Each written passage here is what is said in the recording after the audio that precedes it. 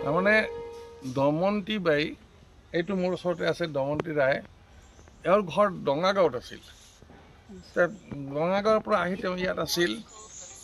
এওঁৰ মাটি চাটি নাছিল এওঁৰ মাকে এইখিনি মাটি তেওঁক দিছিল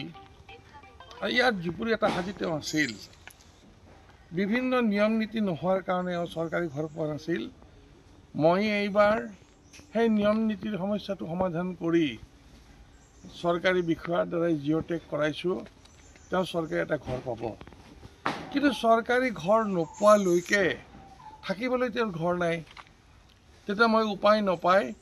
তেওঁক এটা অস্থায়ীভাৱে চৰকাৰী ঘৰ নোহোৱা পৰ্যন্ত থাকিব পৰাকৈ এটা অলপ মজবুত ফেশ্বনে টিন পাতেৰে এটা ঘৰ সাজি দিছোঁ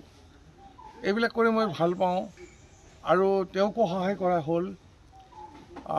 আৰু সেইকাৰণে তেওঁক এটা ঘৰ সাজি দিলোঁ এটা অস্থায়ী ঘৰ এইটো সাজি দিলোঁ যেন তেওঁ আৰু তেওঁৰ স্বামী তেওঁলোকৰ ল'ৰা ছোৱালী নাই এই দুজনে যেন ভালকৈ বাৰিষা কালত থাকিব পাৰে তাৰ ব্যৱস্থা কৰি দিলোঁ